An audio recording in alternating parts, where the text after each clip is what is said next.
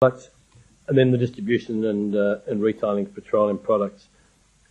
For Australia, I think the most important thing about the petroleum system is that it is totally globalised, and that's most obviously seen in the global crude oil prices, which are always in the newspapers and on the radios every morning.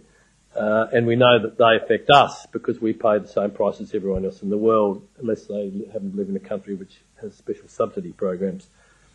And the other thing, so far as Australia is concerned, is that we are a net importer both of crude oil and petroleum products. We do produce crude oil and we have a lot of refineries, but we're a net importer of both. And altogether, in the last year I looked at the statistics, they added up to 54% of our total consumption. So we're actually in the same sort of situation as the USA is in terms of very dependent on imports for our petroleum system. And my view about this in the bigger picture is that as a net importer of petroleum, Australia's got no choice but to pay the world price. It depends for its supply on the security of the world petroleum system. But it's also a net importer of equipment and technologies used in mobile equipment, design of cars, trucks, agricultural machinery and so on. Doesn't really happen in Australia. They're all global industries. So Australia is dependent on these global industries to develop the options which we might take us to alternatives as well. So we have a definite interest in maintaining sort of an open world economy for this. I think we can't do it on our own. Finally, the gas system, briefly. Production of gas, processing of gas to make what's called pipeline gas or liquefied natural gas, LNG, for export. Then it's going to be transported through transmission pipelines like with electricity, and then distribution through smaller pipes to final consumers.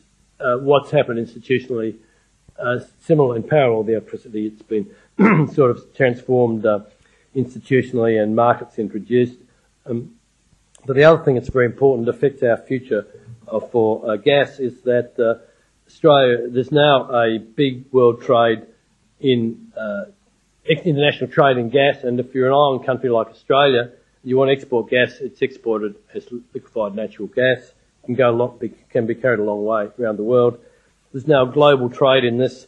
It is on the way to becoming a global commodity, and I would say in 5 years' time there'll be the price of LNG. There'll be a spot price of LNG like there is of oil that's quoted every morning. And what that's going to mean for us very shortly in this part of Australia is that gas prices will go up to meet the world level, which they're not at the moment. And that's what for those of you who read the business pages, that's what the takeover bid by BG for Origin Energy is about. They're all technically mature. They're tightly integrated, multi-stage processes. Broadly speaking, they're based on 19th century science and discoveries in electromagnetism and organic chemistry and other fields.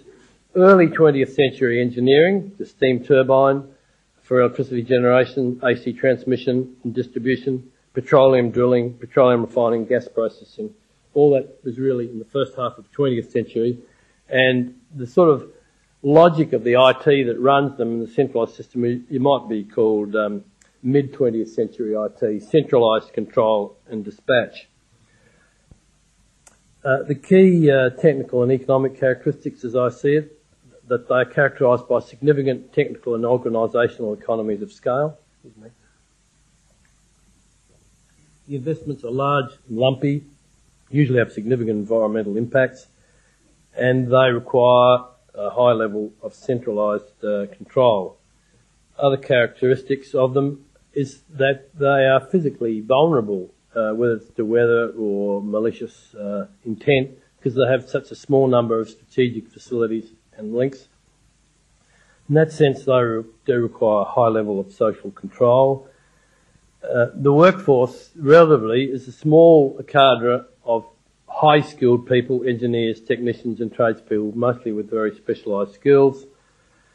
And then two other points about the consumers, which I think is very important, is what I think that we've got what I would call a cultural disconnection between final consumers and the means and sources of supply. By that I mean is not you here, because you obviously have an interest, but the average person doesn't know and doesn't think and possibly doesn't care very much about where their electricity is coming from or where their gas is coming from when they turn on the switch or the tap, and they don't know that there's this enormous system that stands behind that, and they also don't know that when they do turn on the switch, that does have an implication.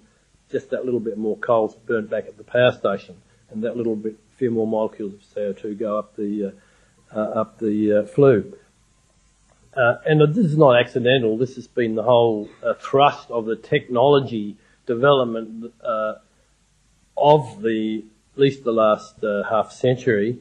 We're encouraged, don't you worry about that, the industry will look after you, and that comes from the people in the industry, but of course it comes very much from politicians as well.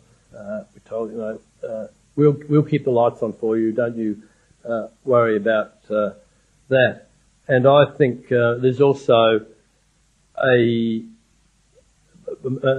more sort of deeper disconnection as well. It brings with it a disconnect from the natural world and its resources, and a recognition that we do ultimately depend on the finite resources of the world if you're not using renewable energy.